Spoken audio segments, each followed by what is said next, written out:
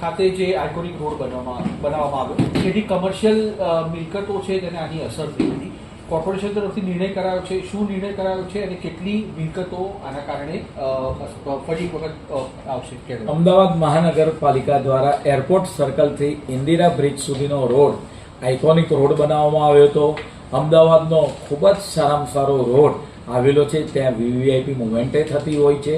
Iconic road બનાવવામાં આવ્યો ત્યારે ત્યાં આગળ કેટલીક કોમર્શિયલ મિલકતો, સ્કૂલ હોય, કોમર્શિયલ મિલકત હોય, આને નુકસાન થયું હતું. પરિણામે તેમને કપાત કરવામાં આવી હતી.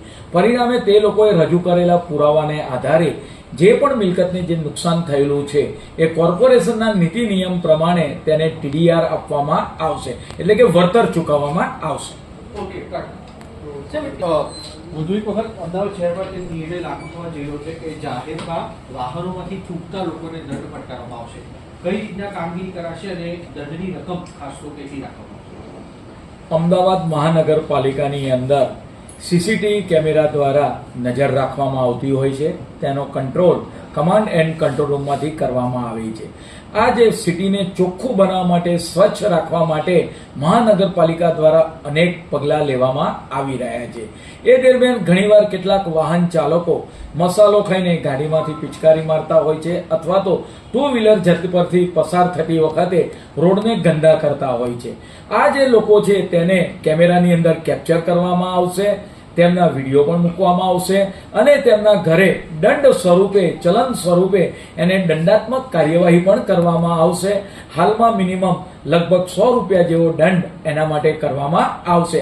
પરિણામે આની પાછળનો આશય આપણું શહેર સ્વચ્છ રહે, સુંદર બને, આપણા રોડ રસ્તા ખૂબ જ સારા હોય અને જ્યારે મહાનગરપાલિકાની અંદર વેસ્ટમાંથી આજે ઇલેક્ટ્રિસિટી ઉત્પન્ન કરી રહી હોય ત્યારે આપણા રોડ રસ્તા પર આ પ્રકારની ગંદકી જોવા ન મળે તેટલા માટે સીસીટીવી કેમેરાનો એટલે કે થર્ડ આઈની બહાર જ નજર રાખવામાં આવશે. ઓકે, પણ અમદાવાદ શહેરમાં બધા પ્રદૂષણ મામલે એર ક્વોલિટી ઇન્ડેક્સના સેન્સર છે તે લગાવવાનો નિર્ણય કરાયો છે. ક્યાં ક્યાં આ સેન્સર લગાવવામાં આવશે? કેટલા અંતર ઉપર આ સેન્સર લગાવવામાં? અમદાવાદ મહાનગરપાલિકાના સ્ટેન્ડિંગ કમિટીના બજેટની અંદર એર ક્વોલિટીના સેન્સર લગાવવા માટેનો નિર્ણય કરવામાં આવ્યો હતો. તેની સાથે કમાન્ડ એન્ડ કંટ્રોલ એનો આધુનિક રૂમ પણ હોય એ માટે લગભગ 20 કરોડનું બજેટ પણ ફાળવવામાં આવ્યું હતું.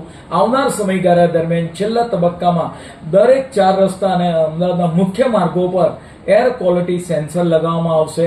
પરિણામે એર ક્વોલિટી જેવી આપણે વાત કરીએ કે ખરાબ થાય અથવા તો વધે તો તરત જ એની કમાન્ડ એન્ડ કંટ્રોલ રૂમમાં જાણ થશે, એનું બજર વાગશે અને એને પરિણામે એ વિસ્તારની અંદર મિફ્ટ મોકલીને આ જે એર ક્વોલિટી છે એને સુધારવા માટેનો પ્રયત્ન કરવામાં આવશે.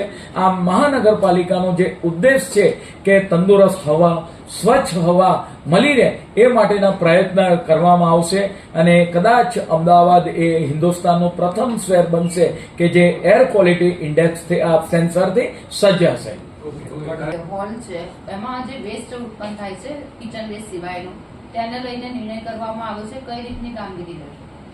અમદાવાદ મહાનગરપાલિકાની અંદર અનેક પાર્ટી પ્લોટો અને હોલો આવેલા હોય છે. આ હોલની અંદર આપણે વાત કરીએ કે અલગ અલગ પ્રકારના પ્રસંગો, લગ્ન પ્રસંગ હોય, ધાર્મિક પ્રસંગ હોય, બીજા ઘણા બધા પ્રસંગો ત્યાં આગળ થતા હોય છે.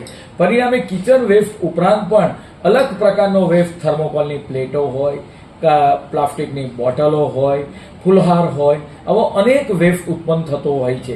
એ વેસ્ટને ઉપાડવા માટે મહાનગરપાલિકા સેવા પૂરી પાડશે અને એ પ્લોટોના કાર્પેટ એરિયાના આધારે એના ચોક્કસ દર નિર્ધારિત કરવામાં આવશે.